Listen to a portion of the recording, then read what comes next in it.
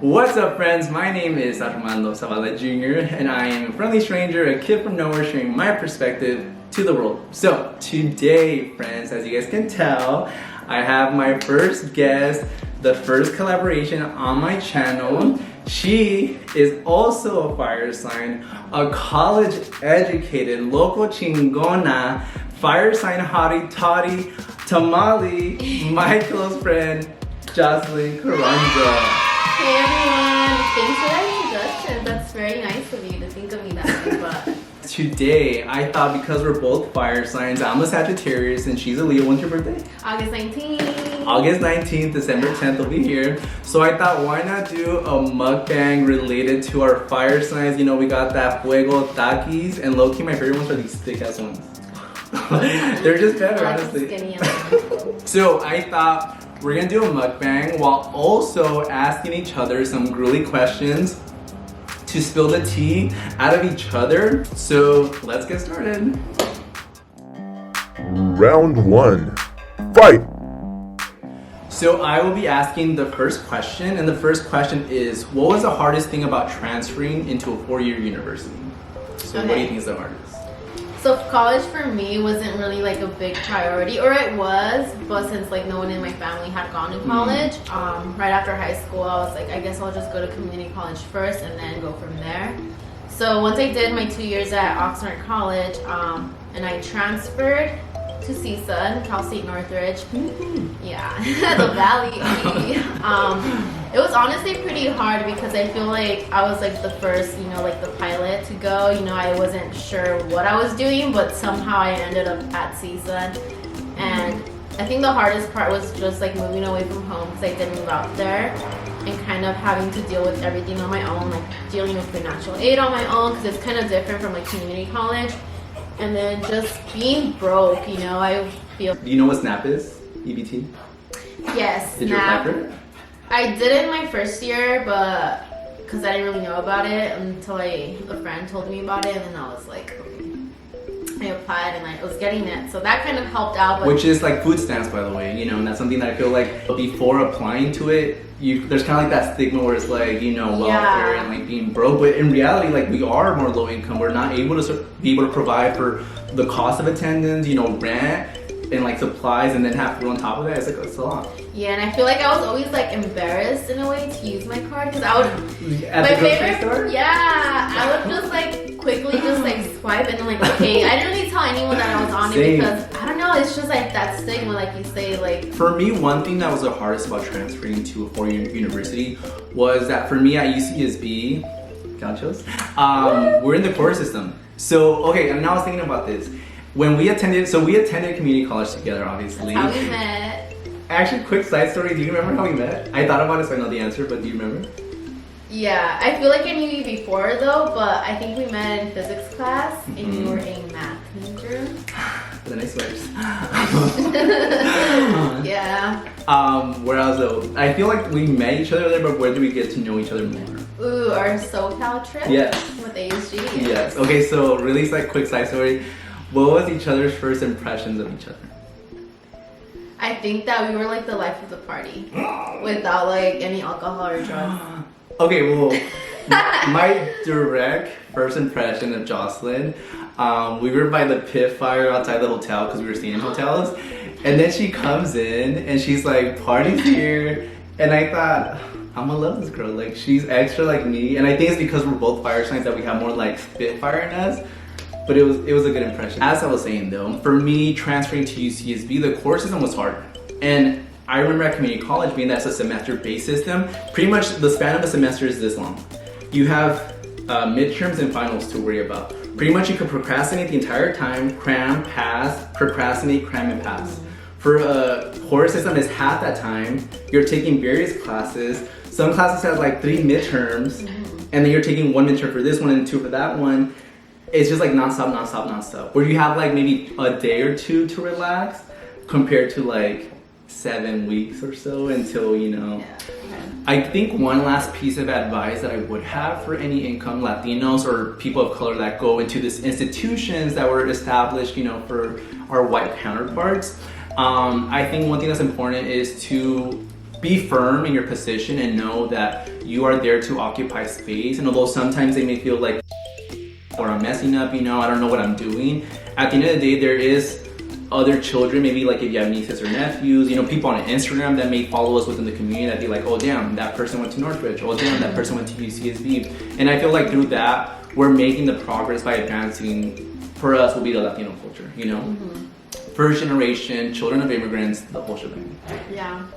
And for me, like one of my favorite phrases is beauty in the struggle, because although I did struggle a lot in college, and I feel like college isn't for everyone, so I know other people struggle in different ways, but I'm just glad that I was that first like stepping stone, like for my nieces, to see like what I went through, and if they ever go through the same thing, you know, they have me to like go back to. Yes. Okay, so it's my turn now to ask Armando a question. So since I met Armando at OC during our physics class when he was a math major, I just want to ask you, how was your transition changing your major from math to sociology? Did you get any backlash from friends and family, or were they like gaslighting you? Or tell me, let us know. Okay, so okay, so I'll be honest, and this is a lesson, like let this be a lesson learned to all of us. For me, I originally embarked on being a math major because I wanted to I felt like I had something to prove. And because I am first generation, because I am Latino of immigrant parents, because I am gay, I feel like I had to be the best and tell myself, you know what, let me be a STEM major to show everybody that a gay guy could do it, you know? But I was reading a book one time, I forgot which book, but it was saying that once you set out a goal to prove someone else or do it for someone else, you automatically lose. And I feel like that was my, you know, my ultimate demise, how I was doing math for so long. And then at the very end, knowing that it wasn't what I wanted, and that's what you I want to eat my country. Sorry. ASMR. When I would tell people that I was a math major or a statistical science major, people would always be like, what? Like, really? Because I'm always so very charismatic and social butterfly, as people call me. And I feel like that was more pressure on me as well, to be like, hey, I know I'm a fraud. It was like imposter syndrome, but with intention, I was intentionally aware of it. You get me? Because I set out to be a math major for that reason, like I shared earlier. So when I switched, it was a blow to the gut. What do you think about immigrants coming to this country, chasing the American dream, but really the American dream is a way of fueling the economy? Is that a perspective or narrative that you agree with or no? Because I feel like... Well, now, I feel like 2020 has really been that year that opens our eyes, and I feel like, you know, I start to think, you know, my dad, he came when he was really young, and he's been working now with a company job, and he's the 9 to 5 or whatever, and he's just working, you know. It's a tedious job. He's a garbage truck driver, so it's a tedious job, you know. Tedious, tired. I don't know. But it's damn, he did all this for this, you know, and I get it. He's actually put a roof on her working over, class, yeah, pretty much, yes. Working class, and it's kind of they've never got to experience traveling, going to Spain or Europe or something like that, and that makes me sad because my mom, she's always oh, I want to go to Europe, a ver qué, you know, and me too. Now that I started working, I'm kind of working full time, so. Yes. You know, I start in the morning, get off till really late, and then I just get home, eat, shower, and then go to sleep. Yeah, no energy. And the weekends come, and it's kind of hard right now to go out and hang out with people because of COVID. So it's kind of damn, is this really it? No. Is this who we are? I don't know. Final round. Fight. Yeah. If you guys are wondering what my jacket's made of, my dog's hair. I collect it. Oh, baby. Okay, so the next question comes from our viewer, and that's Rafi here. He licked my inside of the mouth. And he asked to us, for you, first is, what's the hardest thing about being a female that men wouldn't really consider? And the question for me is, what's the hardest thing about being gay that straight people wouldn't consider? So I'm not sure who wants to start. You can start. That's a good question. So first of all, I feel like there's a lot that men just don't get about women. I feel like the number one is just being harassed. whether it be verbally, or like physically or sexually or Visually. just visually, yeah. You know, or just being like afraid all the time. Like I remember when I lived in Northridge, a lot of my classes were in the evening. So my friend actually gave me a pepper spray, so I would always like walk home because I lived right next to campus, so I just had to walk home. But my building was like across the other side of campus, so I would walk home late at night and like have like my I cuss, sorry. I'm gonna cut those out. I had like my keys like clenched in between my fingers and my pepper spray on the other hand because, you know, people are crazy out there, and especially men, and like we're like the #1 target, like females, you know, young females too. So I feel like that's something I've always been like afraid of. And then also just being like, Can I interrupt with you? yeah. And for that specifically, I do have a lot of girlfriends, and I feel like they all have that fear. You know, it's a common thread amongst all women, which is sad. You know, like, don't get me wrong, I feel like no man is also comfortable just walking outside, but I feel like we're not, the fear of being like victims of a predator is not on the top of our heads, you know? Yeah. So I definitely can understand that perspective. And I feel like for us it is, and especially if we've like experienced it before, you know, whether it be like someone like cat whistled at you or whatever, catcalling, you know, like that's annoying. I used to be a runner in high school, and like when I would go on runs, you know, every time like a car would either slow down. What about honk. the gyms? The gyms, those are a big one for like predators. No offense to like the commercial gyms, but I feel like those, because anyone can go there, you know. You can be like a registered sex offender and be working out there and like just go and just be looking at the girls and harassing them and making them feel uncomfortable. So I feel like that's really annoying. That's something that we deal with, and like it makes us feel bad. It's like, oh, should I not be wearing tight leggings, or should I not be wearing, you know, like men make us feel like we shouldn't be the way we are. Yes. And like that's not fair. I feel like we should be allowed to be do whatever we want, wear whatever we want, and not feel like we're the next victim. And I feel like men don't understand that. They're just like, for me, I think the hardest thing about being gay is that for the most part within mainstream society, there's that narrative that's painted and paved between a man and a woman, you know, like let's say Cinderella movies and like all the princesses, they have like that man and the woman, and really that's the essence of all of our childhoods. I feel, you know, like we're all familiar with either being the prince or the princess, but for me, what am I, like the donkey from Shrek? You know, I don't know, where do I fit in? Yeah. You know, so it's kind of like that, being alienated, being like, you know, outcasted to some degree. So I feel like the hard part for gay couples is that there's no like set way of how our relationships are supposed to function. You know, ideally for me, and I feel like this is something that's interesting, like I would want to have that traditional like 2 parents and having children, because technically within gay couples that's not traditional. So even though we're following the traditional margins, because we would be a gay couple, it's not the traditional way. You know, so be like unique and different. So I feel like that's one thing, and I think for dating as well, like out in the public, gay individuals, we have to go through 2 layers of like, 1, are they, you know, gay, and then 2, are they interested? You get me? So it's like that boundary. Like, and really quick, there is, when I used to live at UCSB, dude, there was this guy who lived on the top floor, like the apartment above me. He was so hot, and part of me was like, should I I was too scared. Wow. I don't know. I feel like I was scared. Not a fire sign. Come on. No, it's because you don't know. And he was like big too. Like he was a tall, white, bearded man. So it's like, is he like, or am I just like being delusional? I think he was, obviously just like suspicion, which is not what we're here to share. But it's just hard. It's like, do you do it? Or what if he f***s you up and like feels insulted? Like you just don't know. So I have one more question for you. It's something really, really serious. But see nothing. If you could be any other sign, what would it be? Any other sign? I wouldn't want to switch for anything else, but I think I would know what other sign I would want to be. Do you? I think I would be... People are going to judge me for this. If it's...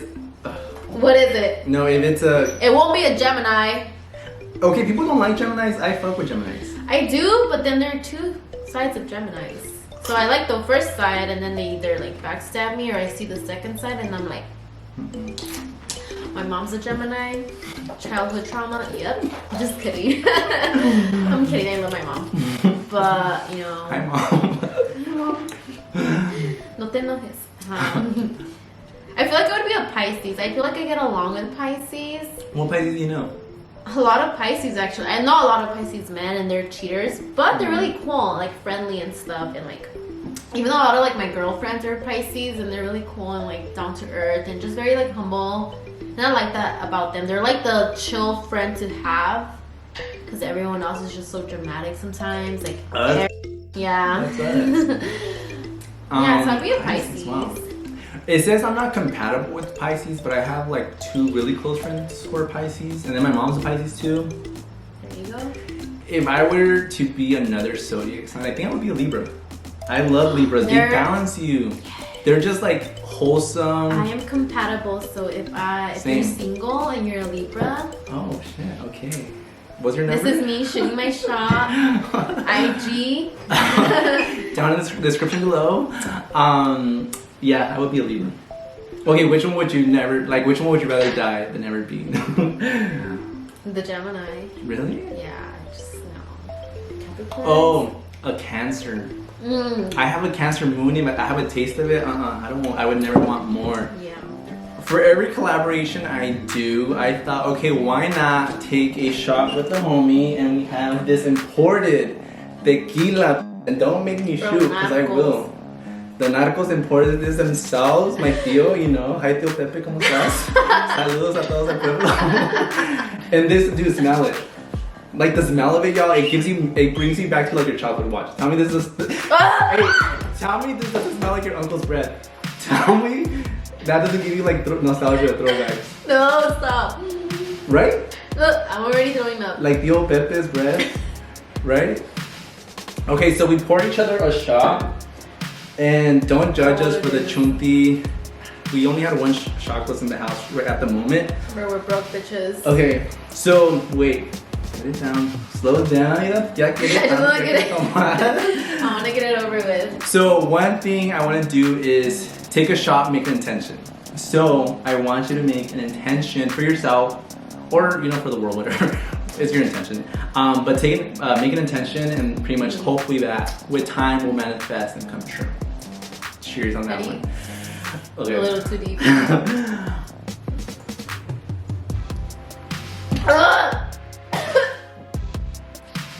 It was not bad. So that wraps our video for today, and I want to thank again my close friend Jocelyn for joining me. So thank you so much. Thank you for having me. Did you enjoy it? Yes, it was fun. I was pretty nervous, but it was fun. Yes. So if you guys want to see more of us and do a future collaboration, make sure to comment down below. Also, make sure to hit that notification bell so you're notified when I, Armando Zavala Jr., post my next video. Make sure to also subscribe, and I'll see you guys next time. And thumbs up if you like this video. Bye. Bye. Sorry that I cut you off. So we made it to the end of the video, but we didn't finish the chips. Oh my god. So what we're gonna do, a mukbang's a mukbang. You're supposed to finish the food. So we're gonna scarf it down as soon as possible, or as quick as possible. We have some water. So on your mark. Wait, is that you? On your march? On your mark. Oh, on your march. Go set. Ho. Oh, hey, a ver, ya. Okay, so let's try to eat this as quick as possible. Oh my god.